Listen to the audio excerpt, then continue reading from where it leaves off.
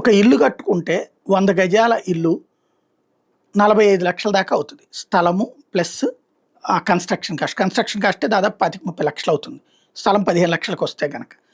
అదే పై అంతస్తు వేసుకుంటే ఇంకో 15 లక్షలు అయిపోతుంది. కింద అంతస్తుకి 45 లక్షలు అయితే పై అంతస్తు వేసుకుంటే 15 లక్షలు, 60 లక్షలతో అయిపోతుంది. ఇది కన్స్ట్రక్షన్లో ఉండేటటువంటి సూత్రం. రూపాయి మిగిలేది అక్కడే అనమాట. ఆ పైన కూడా కట్టుకుంటే ఇంకో 10 లక్షలతో అయిపోతుంది. అపార్ట్మెంట్లు అయినా కూడా అంతే. ఒక అపార్ట్మెంట్ కట్టేటప్పుడు ఒక 3 ఫ్లోర్లు కట్టారనుకోండి, ఒక్కోటి 70 లక్షల రూపాయలు అమ్మాలి ఫ్లాట్. అదే 4 ఫ్లోర్లు కడితే 60 లక్షల రూపాయలకి అమ్మచ్చు. అదే 5 ఫ్లోర్లు కడితే 50 లక్షలకి అమ్మచ్చు. ఎవరైతే ఎక్కువ ఫ్లోర్లు కడతారో వాళ్ళకి ఎక్కువ లాభం వస్తుంది, వాళ్ళు లాభపడతారు. ఎవరైతే తక్కువ ఫ్లోర్లు కడతారో వాళ్ళకి నష్టం వస్తుంది. ఇది సూత్రం, బిల్డర్లకు సంబంధించినటువంటి సూత్రం. ఈ సూత్రంలో తెనాల్లో ఒక విచిత్రమైనటువంటి పరిస్థితి జరుగుతుంది. రాజకీయ నాయకులకు సంబంధం ఉందో లేదో నాకు తెలియదు, కానీ కొంతమంది బిల్డర్లు చెప్తున్నటువంటి అంశం ఏంటంటే, వాళ్ళకి కొంతమందికి ఒక 25 మంది వరకు బిల్డర్లకి మాత్రం 20 మందో 25 మందో సంఖ్య కూడా కరెక్ట్గా తెలియదు, కానీ 20 దాటి 20-30 మధ్యలో ఉన్నటువంటి బిల్డర్ల పేర్లు ఇచ్చారట అక్కడ కార్పొరేషన్కి. వాళ్ళకి మాత్రమే 5 అంతస్తులు పర్మిషన్ అట. మిగతా వాళ్ళు 4 అంతస్తులు 3 అంతస్తులు కట్టుకోవాలట.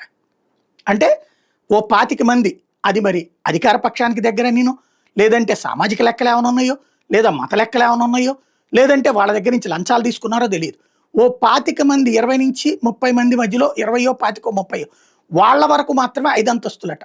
మిగతా వాళ్ళకి లేదట. అధికారుల దగ్గరికి వెళ్ళి, మున్సిపల్ అధికారుల దగ్గరికి వెళ్ళి అడిగితే ప్రజాప్రతినిధుల దగ్గరికి వెళ్ళి అడగమంటారు. ప్రజాప్రతినిధుల దగ్గరికి వెళ్తేనేమో మున్సిపల్ అధికారులు అడగమంటారండి. అలా కాదు సార్, నాకు 3 అంతస్తులకే పర్మిషన్ ఇస్తున్నారు, నాకు 4 అంతస్తులు పర్మిషన్ ఇస్తున్నారు, వాళ్ళకి 5 అంతస్తులు ఇచ్చారంటే ఏమన్నా వాళ్ళు ఏమైనా పెనాల్టీ కట్టుకుంటారేమో, మీరు కూడా కావాలంటే పోనీ పెనాల్టీ కడతానని చెప్పండి అంటారట.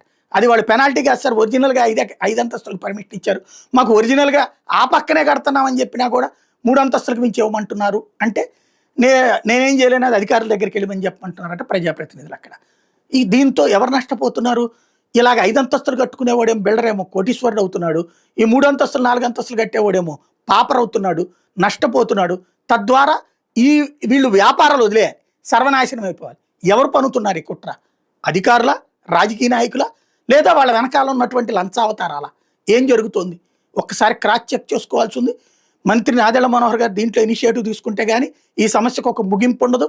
లేదంటే పవర్లో ఉన్నటువంటి సందర్భంలో, మనం ఉన్నటువంటి సందర్భంలో ఎవరో చేసే వెధవ పనికి మనం నష్టపరిచినట్టు అవుతుంది. ఓసారి సీరియస్గా ఆయన కాన్సన్ట్రేట్ చేసి దీని మీద అధికారుల్ని, బిల్డర్లని కూర్చోబెట్టి అందరితో మాట్లాడి ఇస్తే పర్మిషన్ అందరికీ ఇవ్వండి, లేదా ఎవరికి ఇవ్వకండి, అదేం పద్ధతి అనేటటువంటిది మాట్లాడకపోతే అక్కడ ఒక వర్గమో లేకపోతే బిల్డర్ల మొత్తం నాశనం అయిపోతారు. తెనాలి అన్నటువంటి దాంట్లో ఉండేటటువంటిది చాలా ముఖ్యం.